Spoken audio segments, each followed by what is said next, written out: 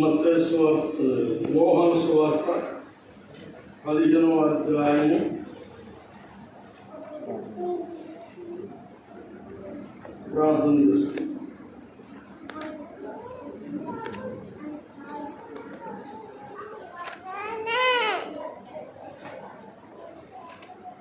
మహాపరిశుద్ధుడును ప్రేమామయుడునైన మా తండ్రి, మా దేవుడా, మా రక్షకుడా, మా విమోచకుడా, మా విషయమై రాత్రింబగళ్ళు నిద్రపోక కునుకక మమ్మలను కాచి కాపాడి పోషించు, ఆరోగ్యం ఇచ్చి ఆయుష్ ఇచ్చి మరొకసారి నీ సన్నిధిలోకి వచ్చి మిమ్మల్ని ఆరాధించినట్టు మీరు మాకు ఇచ్చిన ఈ మంచి అవకాశమును బట్టి కృతజ్ఞతాస్తోత్రం. ఇంత మంచి స్వేచ్ఛను మాకు ఇచ్చారు నాయన. దినములు చెడ్డలు గనుక మేము సమయము పోనీయక మాకు ఆరోగ్యముగా సజీవులుగా ఉండగా మా గ్రామంలో మేము మా ఇళ్లలో మంచిగా జీవించుచున్న ఈ కాలంలో పరిపూర్ణంగా మేము మహిమపరిచే వారిని గాను ఘనపరిచే వారిని గాను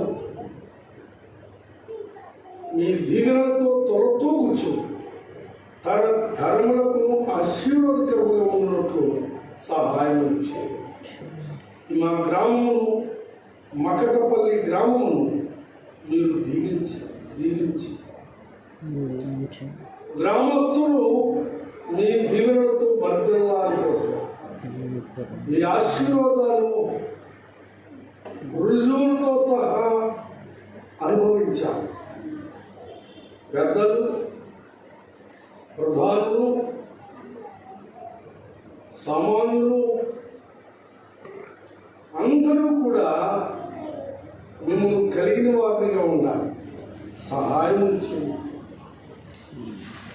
ఎవరిని విడిచిపెట్టక ప్రతి ఒక్కరిని ఆశీర్వదించి వారి కుటుంబాన్ని సకల ఐశ్వర్యాలతో వర్ధిల్లుచు,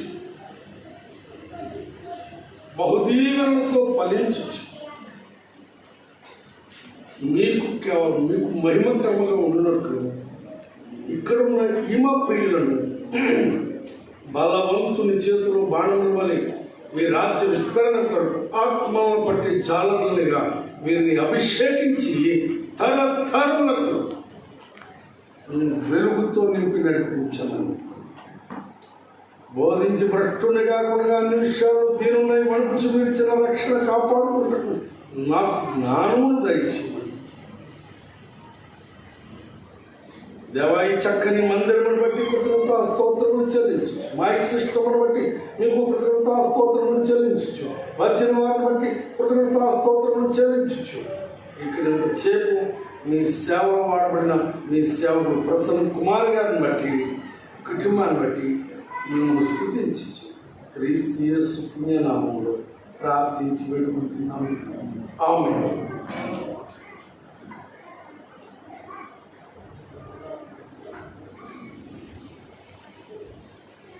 ప్రియులారా,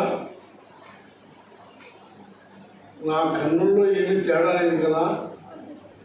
జనం కొంచెం మంది ఉన్నట్టున్నారటి. తగ్గారా ఎవరన్నా?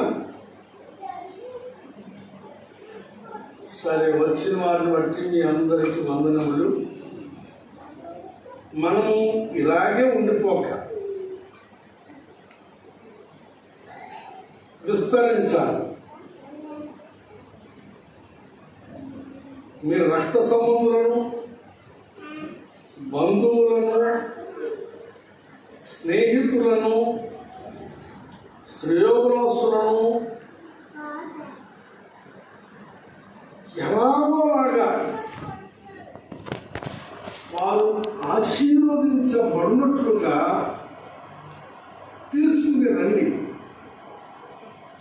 తీసుకుని రావడానికి ప్రయత్నం చేయండి. ప్రభువైన యేసుక్రీస్తు వారు రాత్రంతా ప్రార్థన చేసేవారట.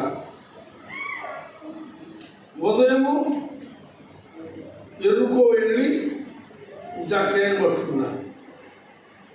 సమరయ వెళ్ళి సమరయ స్త్రీని పట్టుకున్నారు. ఇలాగా వారు ఎక్కడ అడుగు పెడితే బీచ్లోకి వెళ్ళి సముద్రం పక్కన ఏటాడుతున్నటువంటి వారిని పట్టుకున్నారు. పేతురుని, ఆంధ్రేయుని. ఇలా ప్రియులారా, ప్రార్థన చేయండి. మన ప్రియుల కొరకు ప్రార్థన చేయండి.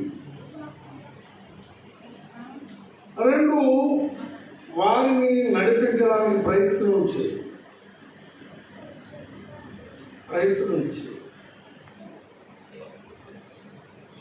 ప్రారంభ దినాలలో ఒకవేళ వారు మన మీద విసుకోవచ్చు, సనుకోవచ్చు, ఇంకేమైనా కాని మాటలు అనేయొచ్చును.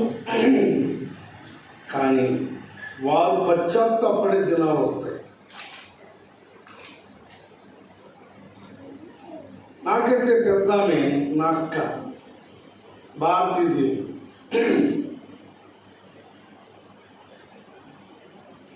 ప్రియులరా, నువ్వెవడవో తెలియదురా, ఎందుకు వచ్చావు మా ఇంటిలో దీని మెట్లు బా అన్న రోజులు నాకు తెలుసు. నేను దాని యొక్క బాధ అనుభవించాను. కానీ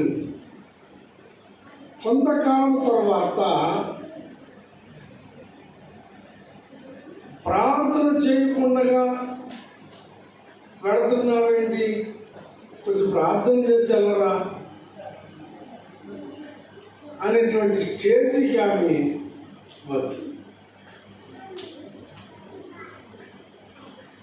పుట్టిన బిడ్డలలో కొడుకు బిడ్డ నడవలేదు, కూర్చోలేదు, అలా పడుకుంటుంది.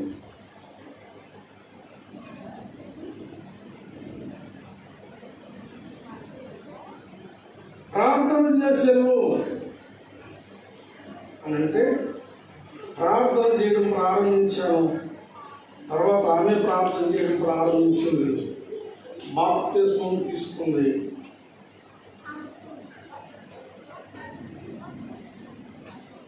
పరలోకం వెళ్ళింది.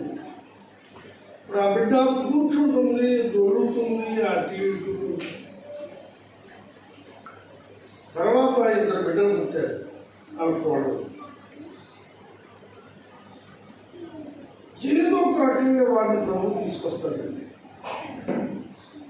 నా చెల్లెలు కొత్త బోధనకి వచ్చేబెట్టుగా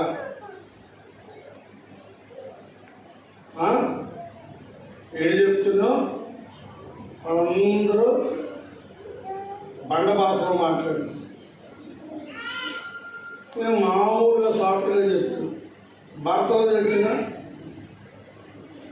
వారిగా ఉంటారు. ఆ దేవుడు నమ్ముకోమంటున్నాం అని చెప్పి తిట్టింది.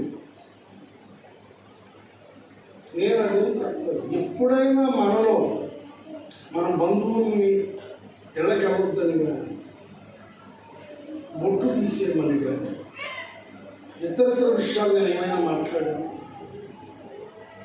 ప్రభువైన యేసుక్రీస్తు మన హృదయంలో ఉండాలంటే. కానీ నా చెల్లి ఆ రకంగా నిలిచి ఏ రకంగా రాళ్ళు ఎత్తు పొడిచింది అంటే అలా ఉంటారు క్రైస్తవులు అన్నట్టు.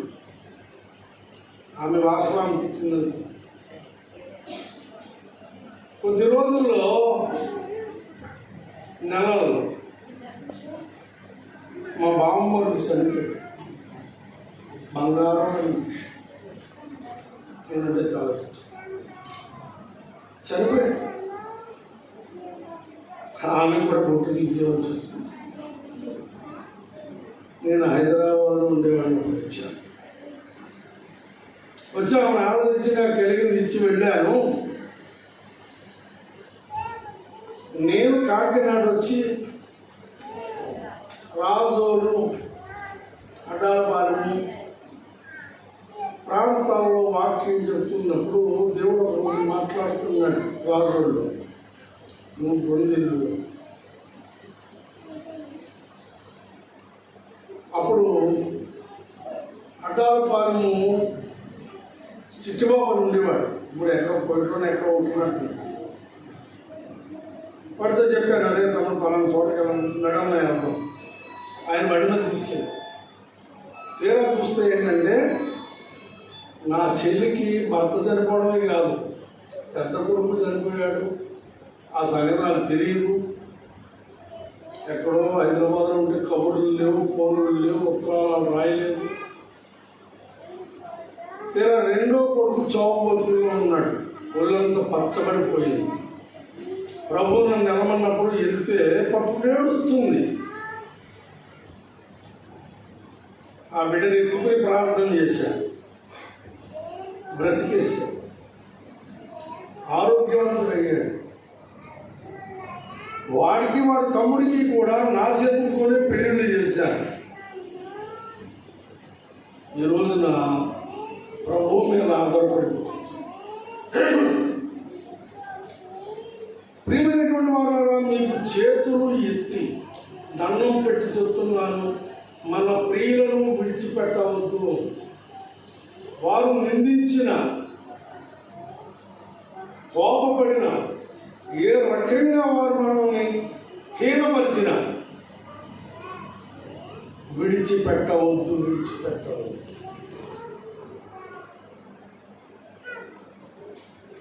ఇప్పుడు నేను ఇలా చెప్పుకుంటూ పోతూ గంట సేపు అక్క కోసం చెప్పాలి. చాలా ఉన్నాయి నా జీవితంలో. ఎంతో మందిని వెలుగులోనికి తీసుకుని రావడానికి దేవుడు ఈ బలహీనుడని వాడుకున్నాడు. నాకంటే శ్రేష్ఠులు, నాకంటే విద్యావంతులు, నాకంటే ఉన్నతమైనటువంటి వారు మీరు, మిమ్మలను దేవుడు వాడుకుంటాడు. మీ ద్వారా అనేక గొప్ప కార్యాలు చేయడానికి దేవుడు ఎదురు చూస్తున్నాడు.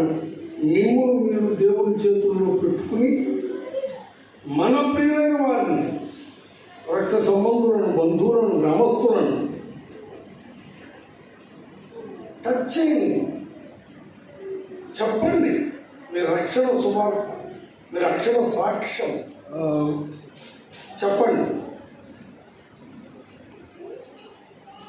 ఏదో ఒక రోజున ప్రభు తీసుకొస్తాడు. ప్రియమైనటువంటి వారారా, యోహాను సువార్త 15వ అధ్యాయం 8వ వచనం. అమ్మా, మీరు బహుగా ఫలించుట వలన నా తండ్రి మహిమపరచబడును. ఇందువలన మీరు నా శిష్యులగుదురు. ప్రియులారా, సరిపోతే మీరు బహుగా ఫలించుట వలన నా తండ్రి మహిమపరచబడును. ఇందువలన మీరు నా శిష్యులగుదురు. సత్యమైన ఒక్కడే శిష్యుడు కాదు, యోహాను ఒక్కడే శిష్యుడు కాడు, ప్రసన్న కుమార్ గారు ఒక్కడే శిష్యుడు కాడు. మనమందరము కూడా ఆయన శిష్యులను అవ్వాలన్నది ఆయన ఉద్దేశం. ప్రియమైనటువంటి వారులారా, ప్రభువు ఎందుకు మనుషుల్ని సృష్టించాడు అని అంటే ఆయన మహిమ కొరకు. లోకమును సృష్టించింది మనము ఏలడము కొరకు.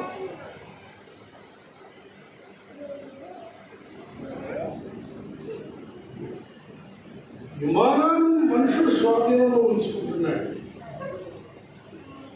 హెలికాప్టర్ను స్వాధీనంలో ఉంచుకుంటున్నాడు. నేను చూడలేదు కానీ విన్నాను, సముద్రంలో ట్రైన్ వెళ్తుందంట. మరి అదెంత విచిత్రంగా ఉందో ఏంటో నాకు తెలియదు. సముద్రంలో ట్రైన్ వెళ్తుందంట, ఆ దారి వేసాక సముద్రంలో. మీరు విన్నారో లేదో తెలియదు, నేను విన్నాను. మనుష్యుడు ఈ కరెంటు తీసుకొచ్చాడు, కారు తయారు చేశాడు, మైక్ సిస్టము, గుండె మార్చేస్తున్నాడు, మోకాడు మార్చేస్తున్నాడు.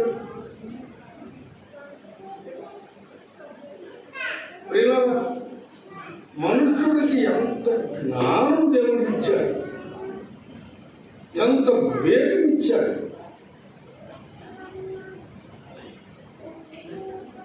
మనుషుడు దేవుడు ఎంత ప్రేమిస్తున్నాడు. దేవుడు లోకమును ఎంతో ప్రేమించి కాగా ఆయన ప్రియకుమారుని మనకు రక్షకునిగా ఇచ్చాడు. చూడండి,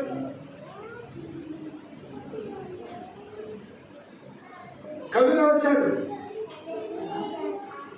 లోకమంటే మట్టి కాబోయే మనుషుడు. అంటే దేవుడు మనుషులను ప్రేమించాడు. ప్రియమైనటువంటి వారులారా, ఆది కాండము 1వ అధ్యాయము 28వ వచనం నుండి మనం చూద్దాం. లేక 26 నుంచి కూడా చూసుకుంటూ వద్దాం. 26 నుంచి. దేవుడు మన స్వరూపమందు మన పోలిక చొప్పున నరులను చేయదము. ఇలా జాగ్రత్తగా వినండి, నా ప్రియమైనటువంటి వాళ్ళ జాగ్రత్తగా వినండి. వారు సముద్రపు చేపలను, ఆకాశ పక్షులను, పశువులను, సమస్త భూమిని, భూమి మీద ప్రాకు ప్రతి జంతువుని ఏదురుగా కానీ పులులు మనుషుల స్వాధీనంలో ఉంటున్నాయి. పులులు మనుషులు తినే పులులు. పాములు కడితే చచ్చిపోవాలా, పాములు మనుషులు స్వాధీనంలో ఉంటున్నాయి. మనుషుడు సాధించాలనేది ఏమీ లేదు. ఒకటి, చావుని మాత్రము జయించలేకపోయాడు. ఏదో ప్రాణం కొంచెం గుట్టుకు అంటే గబుక్కుని గుడి తీసి ఉండేడితే బతుకుతున్నాడు, కానీ చచ్చిపోయాడు, బతికించాడు. చచ్చిపోయాడండి, ఇక తీసుకెళ్ళిపోండి అని. ప్రియమైనటువంటి వారులారా, అంత అధికారము మనుషుడికి దేవుడు ఇచ్చాడు. చదువుతాను. దేవుడు నరుని సృష్టించాడు. దేవుని స్వరూపమందు వారిని సృష్టించాడు. స్త్రీని గాను పురుషుని గాను వారిని సృజించాను. మీరు ఇక్కడ ఒక మాట గమనించారా? ఏం చేశాడంటే దేవుడు, చదువుని వారు ఆగండి, విన్నవారు చెప్పండి. దేవుడు ఏం చేశాడు చెప్పండి అమ్మా.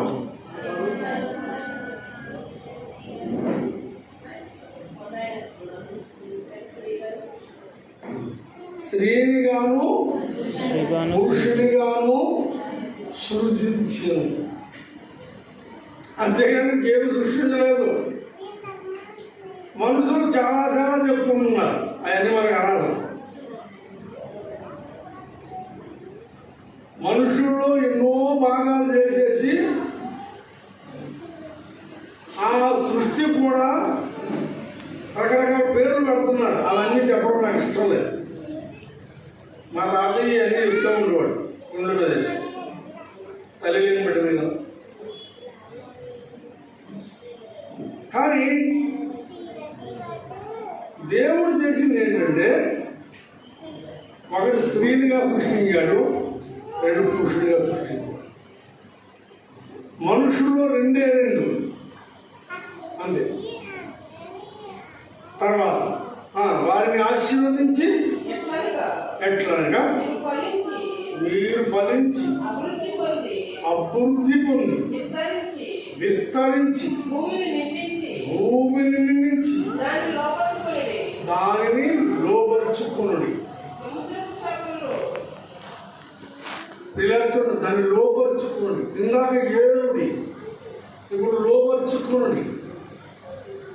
మనము ఈ వాక్యాలు చదివినప్పుడు ఈ టాలెంట్ నాకుందా, లోకాన్ని ఏడము నా వల్ల వద్దా,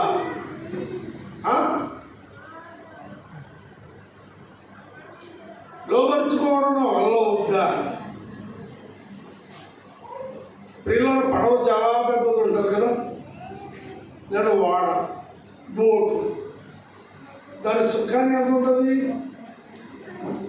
ఇంత ఉంటుంది. దానికి ఒక కర్మ ఉంటాడు.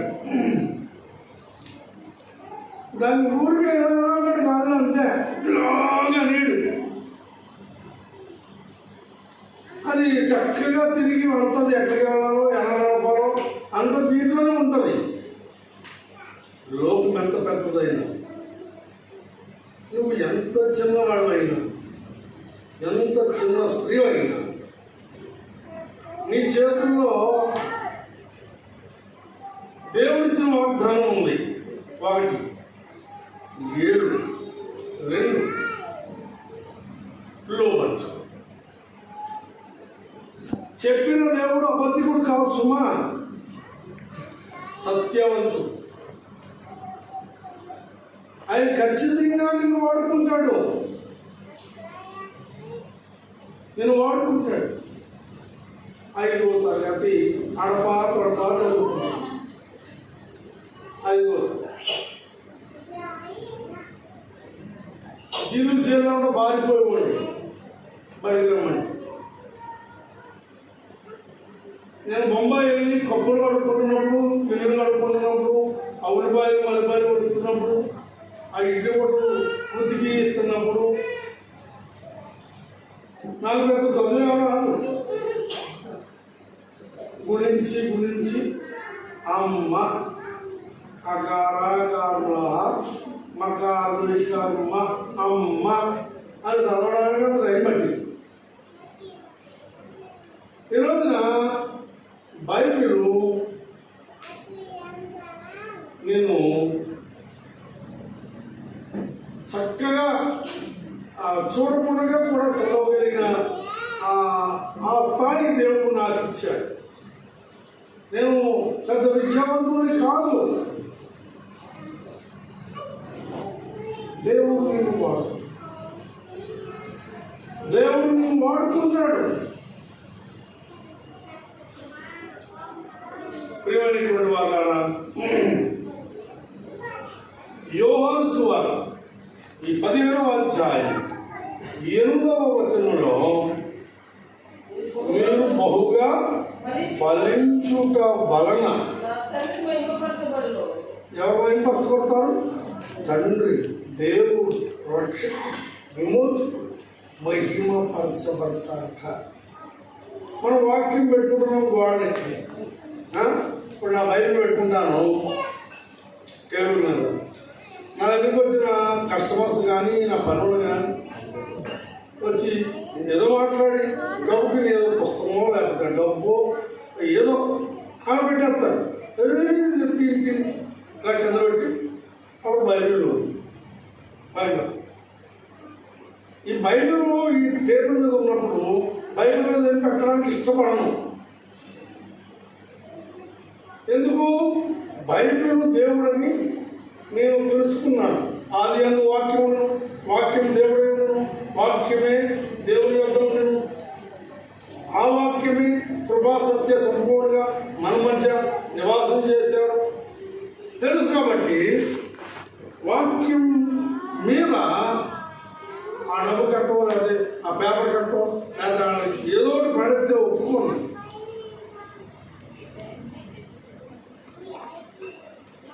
అలాంటప్పుడు అదే ముఖ్యమా? జీవితం ముఖ్యం కాదా? గోడ మీద వాక్యం ఉంది, వాక్యం కానీ మనం కవర్ అయ్యాము, వాక్యం మనకి ఏది అయ్యాము మంచి. అయితే అదే ముఖ్యమా? జీవితం కూడా ముఖ్యం కదా. జీవితం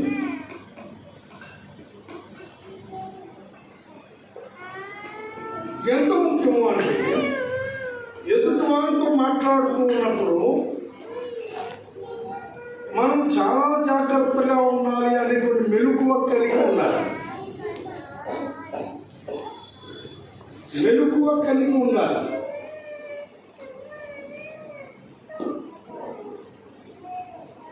మీరు శోధనలో ప్రవేశింపకున్నట్టు మెలకువ కలిగి ప్రార్థన చేయండి అన్నారు. ఓకే, మరి మెలకువ కలిగి మాట్లాడితే తప్పులు మాట్లాడలేము. ప్రియమైనటువంటి వారా, ఒక అబద్ధం మాట్లాడితే దానిని కప్పిపుచ్చుకోవడానికి చాలా చాలా మాట్లాడాలి. ఒక ఆయన తప్పు చేశాడు. పరిశుద్ధ గ్రంథంలో దావీదు గారు తప్పు చేశాడు. తెలిసే చేశాడు, తెలియకే చేశాడు, అనుకోకుండా చేశాడు, అపవాది చేత ప్రేరేపించబడి చేశాడు. తప్పు అయితే చేశాడు. ఆ తప్పుని కప్పుపుచ్చుకోవడానికి నరహత్య కూడా చేయవలసి వచ్చింది. నరహత్య కూడా చేయవలసి వచ్చింది. ప్రియమైనటువంటి వాళ్ళారా, అది చాలా పెద్ద తీర్పు అయిపోయింది.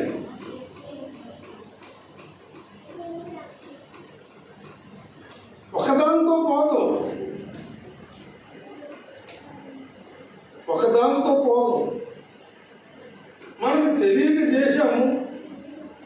ఒకప్పుడు అంజనము, ఒకప్పుడు జ్ఞానం లేని వాళ్ళము, ఒకప్పుడు ఈ బోధన మనకు లేవు. కానీ దేవుని మహాకృపను బట్టి ఈ రోజున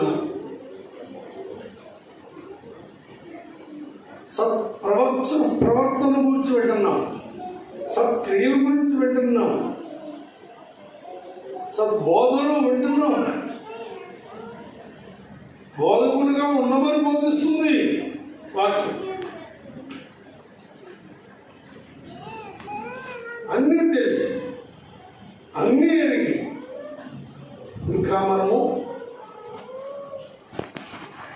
తప్పైనటువంటి దానిని వెతకకూడదు.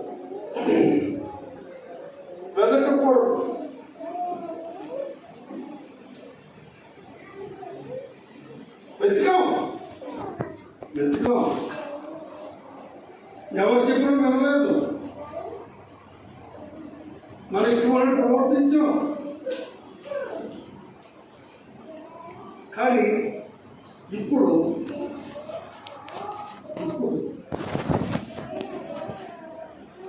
మనము అలాగే ఉండకూడదు.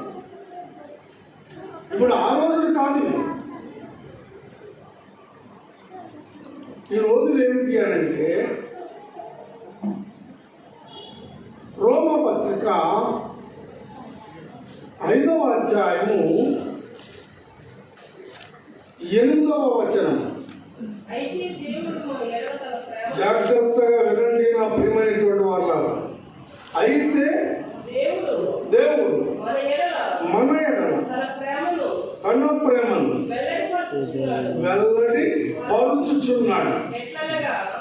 వినండి, అయితే దేవుడు మన యెడల తన ప్రేమను వెల్లడిపరుచుచున్నాడు. ఎట్లనగా మనమింకను పాపులమై ఉండగానే యేసు క్రీస్తు మన కొరకు చనిపోయాడు. మనము పాపులమై ఉన్నప్పుడు ఏదో మన పరిశుద్ధులు కాదా, పరిశుద్ధులు పోగొట్టుకోకూడదు, అది కాదు దేవుని ఉద్దేశం. పాపులమై ఉండగా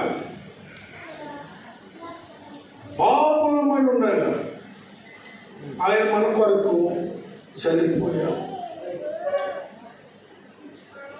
కాబట్టి ఇప్పుడు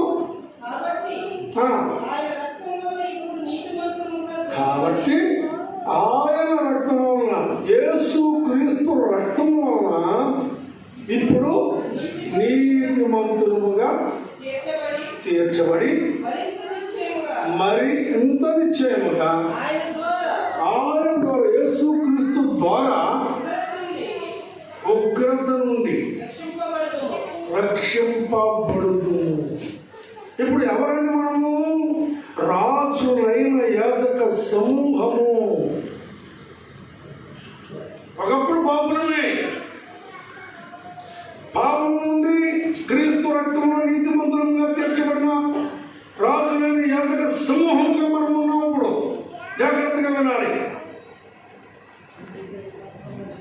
కాబట్టి మనము అబద్ధములు మాట్లాడడానికి బానిసలము కాము. పాపము అనబడిన దాన్ని దుర్రుకోవడానికి మనము బానిసలము కాము. విడుదల పొందిన వారము, క్రీస్తు రక్తము నీతిమంతులుగా తీర్చబడిన వారము. నా ప్రియమైన, రాత్రి కాపవరం అనేటువంటి గ్రామంలో సంవత్సరంన్నర కాలం నుండి తరబిది పొందుతున్నటువంటి 45 మంది సేవకులు, వారికి గ్రాడ్యుయేషన్ జరిగింది. నేను సర్టిఫికెట్లు ఇస్తూ వారిని ఎంతో అభినందించాను, వారి కొరకు ప్రార్థన చేశాను. నాకు ఇష్టమున్నా ఇష్టం లేకపోయినా వారందరూ నాకెంతో ఘనంగా సన్మానం చేశారు. మన సహవాసంలో సన్మానాలకు తావలేదు, కానీ అనేక బయట సంఘాలు నన్ను పిలుచుకుని వాడుకుంటారు. కాబట్టి వారికి నా మీద ఒక ప్రత్యేకమైనటువంటి నమ్మకం. వారు చూస్తున్నారు నన్ను.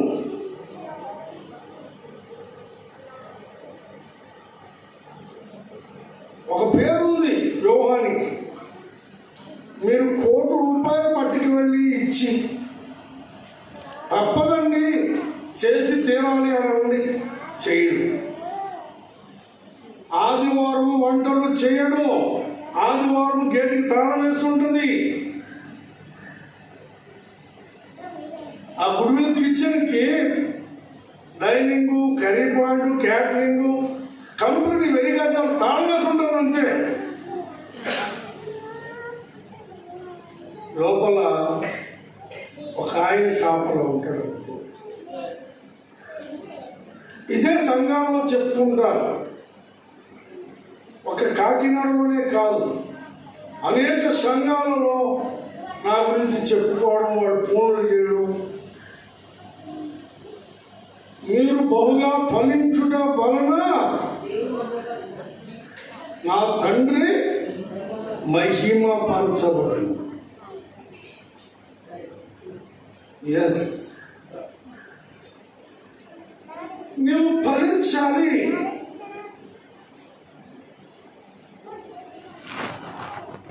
మనము ఫలించాలి. ఫలములు లేకపోతే చాలా ప్రమాదం. ఫలములు లేకపోతే చాలా ప్రమాదము. యేసు ప్రభు వారు వెళుతూ ఒక చెట్టు దగ్గర ఆగారు. తెలుసు కదా మీకు అందరికీ, చాలా మంది తెలుసు అనుకుంటున్నాను. నన్ను చూస్తే ఆకులు తప్ప కాయలు లేవు. ప్రభువుని నమ్ముకున్నాక నాకు ఎక్కడ కొన్నాను, ప్రభుని నమ్ముకున్నాక నేను బిల్డింగ్లు కట్టాను, ప్రభుని నమ్ముకున్నాక ఎప్పటి నుంచో నలుగురు పిల్లలు పుట్టారు. అన్నీ మంచియే, చాలా అవసరం కూడా. అదే సమయంలో నీ కొరకు ఎవరినైనా ఒక్కరిని సంపాదించాలి, ఒక్క ఆత్మను సంపాదించాలి. ఆకులున్నాయి, చెట్టు నుండి ఆకులున్నాయి, సమృద్ధి కలిగి ఉన్నాము, కానీ ఒక్క ఆత్మను సంపాదించాలి. ఒక్క ఆత్మ. ప్రియమైనటువంటి వాళ్ళ జోన్ ఆయన ప్రభానక ఆత్మలు ఇవ్వనని ఏడ్చేవారట. నాకు ఆస్తి ఇవ్వని అడగదంట. మరి బోధ వింటున్నప్పుడు ఆ తెరను చూడడానికి నా కళ్ళు కనబడి కాదు.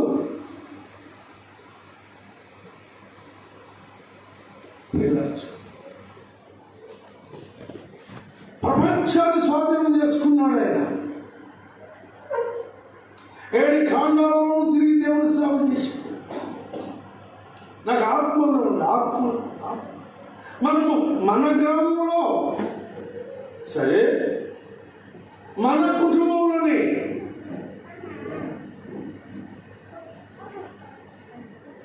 తేలేని వాగ్దానం ఉంది.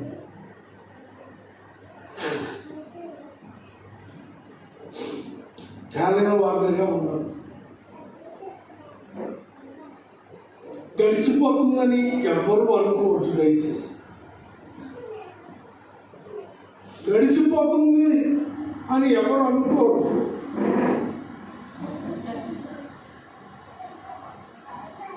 సమయం వస్తుంది, అక్కడ నీ ఫలాల గురించి ఆరాధిస్తే నీ పరిస్థితి ఏంటి? నీ ఫలాల గురించి ఆరాధిస్తే నీ పరిస్థితి ఏంటి? నువ్వు స్త్రీవైనా పురుషుడు, యవనస్తుడు అయినా యవనరాలు, నీవెవరైనా సరే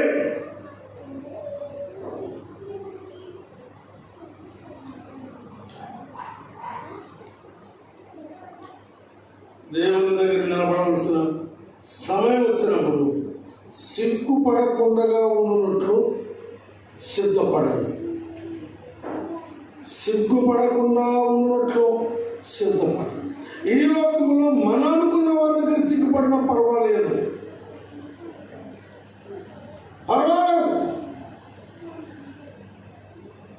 దేవుని దగ్గర సిగ్గుపడకుండా ఉండాలి. దేవుని దూతల ఎదుట సిగ్గుపడకుండా ఉండాలి. దేవుని రాజ్యంలో సిగ్గుపడకుండా ఉండాలి. పిల్ల దయచేసి వాక్యాన్ని ధ్యానం చేయి. అందుకే అంటారు, చదువు ఓకే, కానీ ధ్యానం చేసిన వాడే ధన్యుడు అన్నాడు. ధ్యానం చేసిన వాడే ధన్యుడు ఎందుకు అయ్యాడు అని అంటే, ధ్యానంలో సత్యాన్ని బోధిస్తాడు. చదువుతుంటే ఎన్నో పుస్తకాలు చదివినట్టుగానే ఉంటుంది. ధ్యానిస్తే కనుక వాక్య మర్మములు బయటపడతాయి. బోధిస్తాడు దేవుడు. దీవెనమ్మ గారు దేవుని పిల్లల పాఠశాల అనేటువంటి పుస్తకం రాశారు. దేవుని సన్నిధిలో కూర్చుని ధ్యానిస్తా ఉన్నప్పుడు దేవుడు మాట్లాడతాడు. నీ అవసరాన్ని బట్టి మాట్లాడతాడు, ఇతరుల అవసరాన్ని బట్టి మాట్లాడతాడు, సంఘం గురించి మాట్లాడతాడు.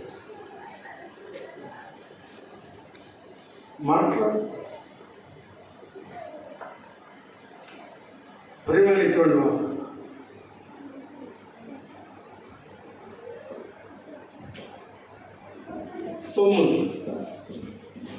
తండ్రి నన్ను ఎలాగూ ప్రేమించను, నేను మిమ్మును అలాగూ ప్రేమించి తిని నా ప్రేమయందు నిలిచియుండుడి. ఇది చాలా ఇంపార్టెంట్. మనుషులు ఏం చేస్తారంటే, పెడితే పెళ్ళి, లేకపోతే అది కాదు దేవుని ఉద్దేశం. నువ్వు ఏ స్థితిలో ఉన్నా నీ బలహీనతలను ఎరిగిన దేవుడు నిన్ను ప్రేమిస్తానే ఉన్నాడు. నీ బలహీనతలను ఎరిగిన దేవుడు నిన్ను ప్రేమిస్తూనే ఉన్నాడు. ప్రవక్తలు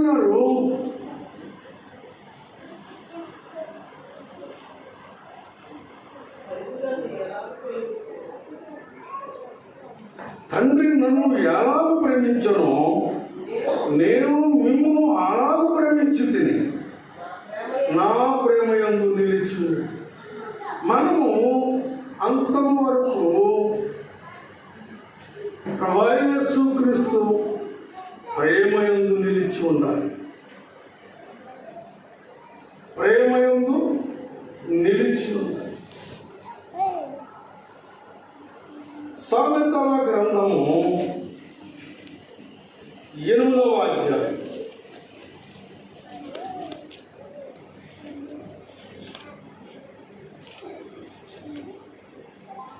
సామెతల గ్రంథం 8వ అధ్యాయం 21వ వచనం. నన్ను ప్రేమించు వారిని ఆస్తి కర్తలుగా చేయదు, వారి నిధులను నింపు. ప్రభువు నమ్ముకుంటే వారి నిధులను నింపుదు, వారిని ఆస్తికర్తలుగా చేతును. చాలా మంది ప్రభువుని నమ్ముకుంటే ఆస్తులు వచ్చేస్తాయి, కార్లు వచ్చేస్తాయి, బంగాళాలు వచ్చేస్తాయి, ఆస్తికి కర్తలైపోతారు, వారి నిధులు నింపబడతాయి, వారికి ఏ కష్టాలు ఉండవు. ఇది ఆ ఆలోచన.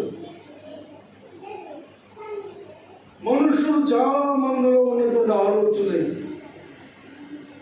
నేను కూడా ఒకప్పుడు అలాగే అనుకున్నాను. కానీ ఒక సేవకుడు దేవుని కొరకు నమ్మకంగా అతి నమ్మకంగా జీవించుచూ ఉన్నాడు. చాలా నమ్మకంగా జీవిస్తూ ఉన్నాడు. జీవిస్తున్నటువంటి ఈ సేవకుడు తన బిడ్డలకు కడుపున అన్నము పెట్టలేనటువంటి స్థితిలో ఉన్నాడు. తన ఇంట్లోనికి కావలసినవన్నీ సమకూర్చలేనటువంటి పేదవాడుగా ఉన్నాడు కదా. మనం వాడే భాష అదే కదా, పేదవాడు.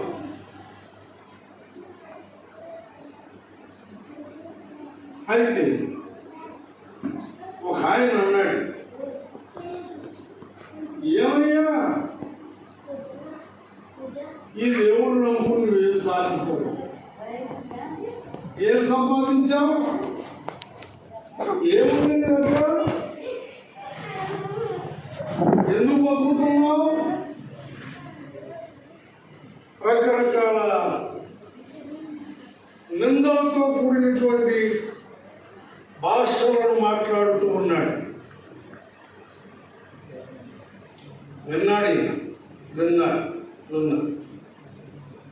ప్రభువానికి నేను ఏమి చెప్పగలను? సరే, దేవుడు చెప్పాడు, నీ చేతిలో ఏముంది?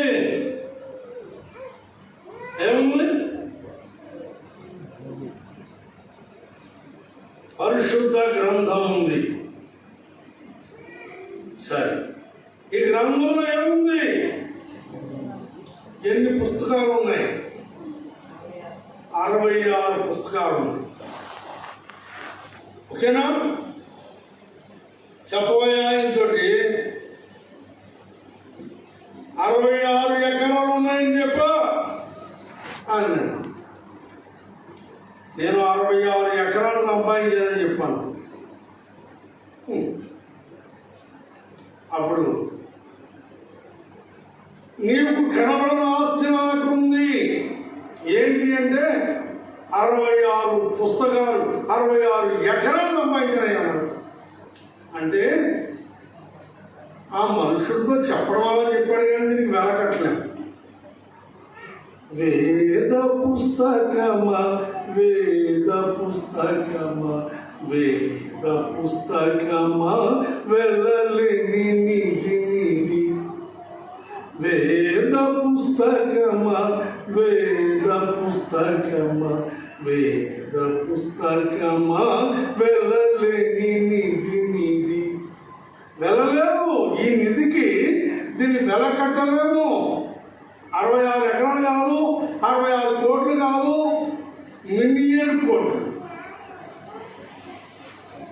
ఏమి వెల కట్టలేము.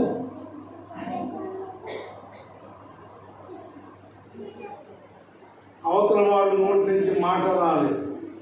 నిజమే కదా, నిజమే కదా. నీకు చాలాసార్లు చెప్పానేమో అని నాకు గుర్తు. మత్తయి సువార్త 25వ అధ్యాయం. మత్తయి సువార్త 25వ అధ్యాయం 33వ వచనము.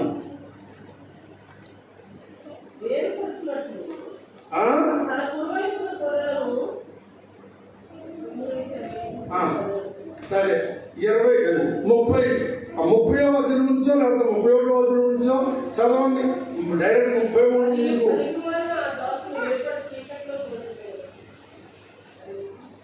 ఏం చదువుతున్నారు మీరు? మత్తయి సువార్త 25వ అధ్యాయం 33వ వచనం సరిగా చదవండి. తన కుడి వైపున గొర్రెలను, ఎడమ వైపున మేకలను నిలువబెట్టాడు. అప్పుడు రాజు, జాగ్రత్తగా వినండి నా ప్రియమైనటువంటి వాళ్ళ, రాజుగారు ఇలా కూర్చున్నాడు.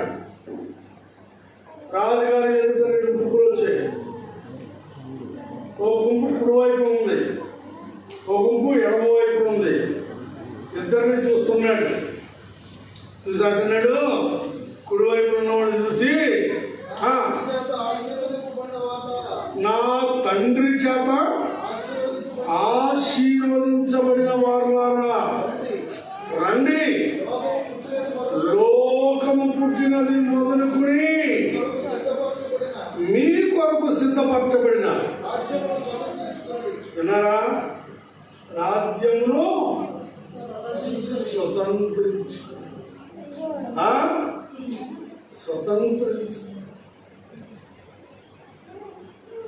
లోకము పుట్టినది మొదలుకొని సంపాదించి పెట్టాడట మన తండ్రి.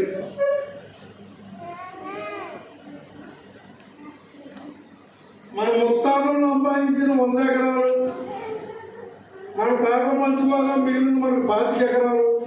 ఇప్పుడు మనం పిల్లలు పంచుకునేటప్పటికి 10 ఎకరాలు, రేపు పిల్లలు పంచుకునేటప్పటికి 5 ఎకరాలు.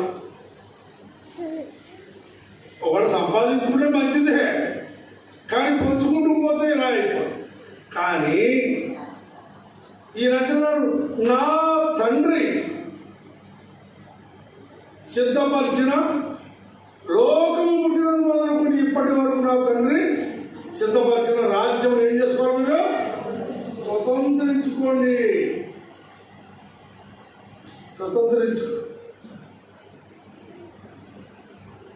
సామాన్య పాడేవారు, పరవాసిని జగమున ప్రభువ, పరవాసిని జగమున ప్రభువ, నడచుచున్నాను నా దారి నా గురి నీవెన్న ప్రభువ, నీ దరినే చేరెదను నేను, నీ దరినే చేరెదను. వెళ్తామే ఆ ఆనందం ఎలా ఉంటుందండి? వర్ణించుకోండి. ఇంటికాడ కూర్చుని వర్ణించుకోండి ఎలా ఉంటుందో. ఈ లోకంలో పన్నీరు జల్లి, పువ్వులు జల్లి, గంధం పూసి, సాల్వలు కప్పి సన్మానం చేస్తుంటేనే నా చుట్టూ ఎంతమంది ఉన్నారో లెక్కడానికి నా మనసుకి లేదు, ఎక్కడో ఉంది. అంటే నా తండ్రి చేత సిద్ధపరచబడిన ఆ రాజ్యమును స్వతంత్రించుకోండి. బిడ్డలారా, స్వతంత్రించుకోండి అంటే పరవాసిని జగమున ప్రభువ, పరవాసిని జగమున ప్రభువ, నడచుచున్నాను నా గురి నీవెన ప్రభువ, నా గురి నీవెన ప్రభువ, నీ దరినే చేరెదను నేను, నీ దరినే చేరెదను. ఎంత ఆనందం! వర్ణించుకోండి. కూర్చొని ప్రభు సన్నిధిలో ధ్యానం చేయి, వాక్యాన్ని ధ్యానం చేయి. దేవుడు మీతో మాట్లాడు. మీరు సిద్ధపరచబడతారు. మీరు బహుగా ఫలించుట వలన నా తండ్రి మహిమపరచాడు. ఇందువలన మీరు నా శిష్యులు అవుతారు. అవునా? ఎంతమంది ఉన్నారండి ప్రభు శిష్యులు అవ్వాలని కోరికతో?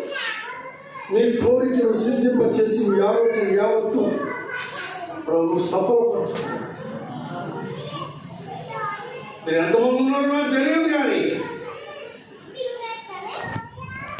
మీరు ఎంతమంది ఉన్నారో నాకు తెలియదు. కానీ ఫలించాలని, ఫలాలు ప్రభు పిల్లి చూడాలని, ఆయన శిష్యులు అవ్వాలని, ఆయన రాజ్యం కట్టాలని, ఆయన మహిమపరచాలని, మీరు ఫలించాలని ఎంతమంది నాకు తెలియదు. నేనైతే ఆశపడుతున్నాను, నేనైతే ఇష్టపడుచున్నాను, నేనైతే సిద్ధపడి ఉన్నాను. నా ప్రియమైనటువంటి వాళ్ళ మరొకసారి మీకు చేతులెత్తి దండం పెట్టి చెప్తున్నాను, రేపు నేను రావచ్చు, రాకపోవచ్చు, ప్రభు మీరు తెలియకపోవచ్చు. కాదు, దేవుని వాక్యం మీ హృదయాల్లో ఉన్నది, పరిశుద్ధ గ్రంథము మీ చేతుల్లో ఉన్నది. ఆయన రాజ్యమును నీతిని మొదలు వెతకండి, మీకు కావలసినవి ప్రభు ఇస్తారు, మీరు ఫలిస్తారు. మీ ఫలాలు ప్రభు ప్రకటించినట్టు ఆయన మీ కోరికను సిద్ధింపచేసి మీ ఆలోచన ఏమవుతూ సఫలపరచుగాక. ఆమేన్. నా తండ్రి, మీరే వీరిని బహుగా ఆశీర్వదించి తరతరములకు దేవుని కృప చేసి మీ మహిమార్థమై ఫలించినట్లు, మీరు ఫలాలు నేర్చుకున్నట్లు బహుగా వీరిని ఆశీర్వదించండి. బోధించి భ్రష్టుడైపోకుండా అన్ని విషయాలు దీనున్నాయి వణుకుచు మీకు నమ్మకంగా ఉండకపోతున్నాను. నాకు మేమందరము ప్రేమ కలిగి సత్యము చెప్పచ్చు క్రీస్తు వారు ఏది ఫలించడానికి, మా ఫలాల నుంచి ఉండడానికి సహాయం చేయండి ప్రభు, సహాయం చేయండి. యేసు క్రీస్తు మహాపుణ్యము ప్రార్థించి బ్రతుకులాడి వేడుకుంటున్నాను తండ్రి. ఆమేన్.